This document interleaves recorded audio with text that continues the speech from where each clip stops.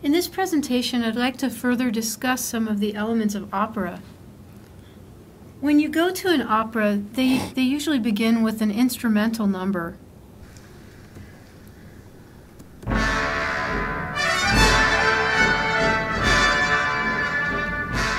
Usually this instrumental number is called an overture or a prelude.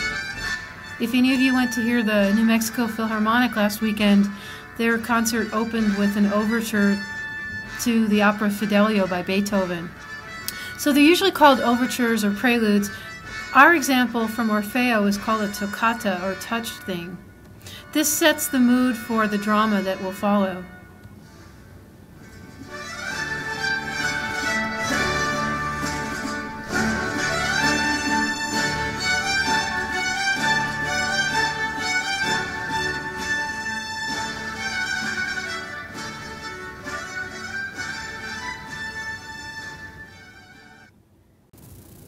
These two words, recitative and aria, should look familiar because I talked a little bit about them in the end of the last presentation, and it also has come up in the reading, and you also have listening examples of them.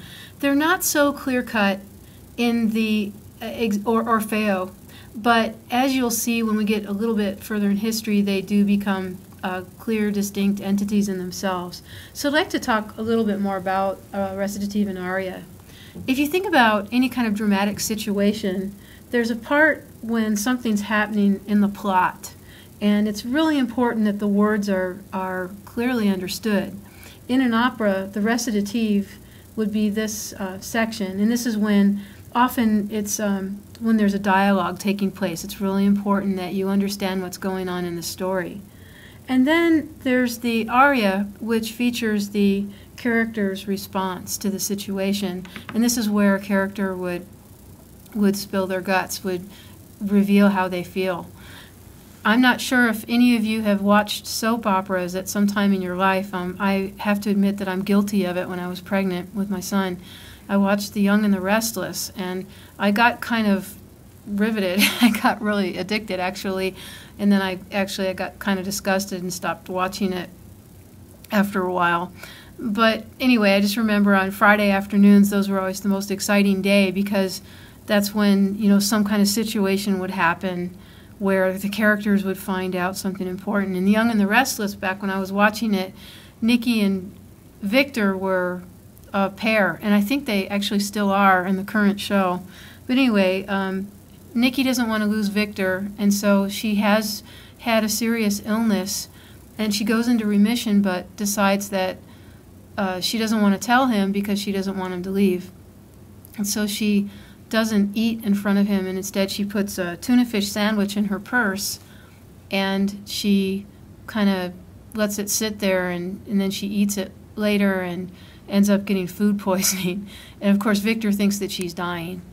So when he finds out, of course this is on a Friday afternoon, that she was really okay, she was in remission, but she was just sick from eating a bad sandwich, he just gets really, really angry.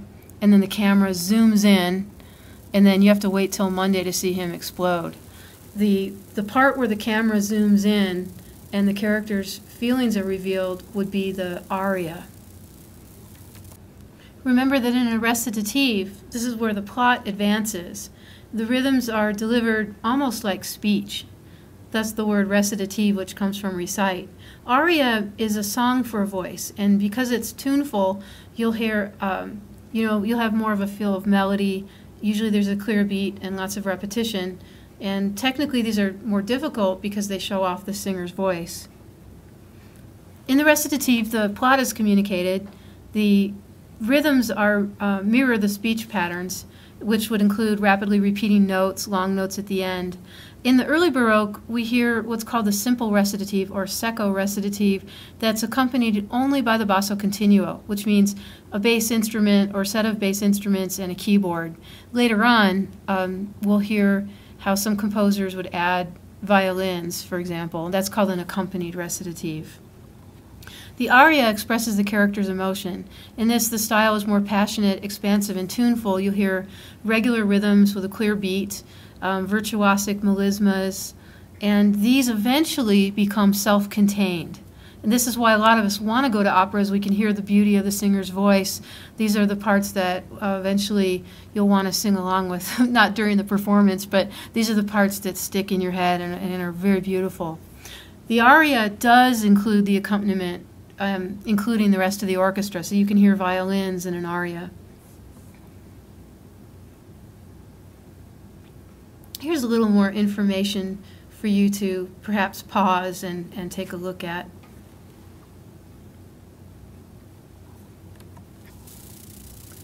In the excerpts you have in Orfeo, you have a recitative, and you also have an aria, and in between those two examples you have a third type of style called an arioso. This is kind of halfway between aria and recitative. It's more declamatory than aria, but it has a less rapid-fire delivery than recitative. On page 107, you'll see the text for the recitative called Alomara Novella. And notice that the accompaniment is just the basso continuo of the bass lute. In the early Baroque, oftentimes the basso continuo was performed by a lute.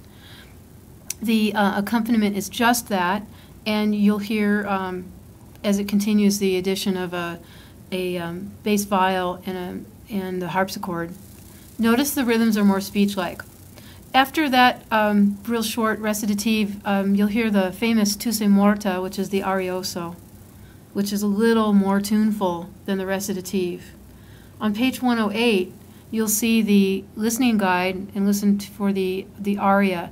Now, this is still, it feels a little bit like the brakes are on, but you'll notice that in addition to the continuo, he also includes violins. You'll also hear an instrument called the cornetto, which is kind of like a cross between a trumpet and a clarinet.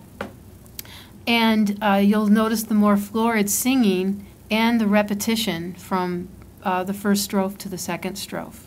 Okay, those are our examples from Orfeo, and I just want to point out that, again, these aren't really clear-cut yet. This lack of form in this music allows the expressive qualities to be without limit.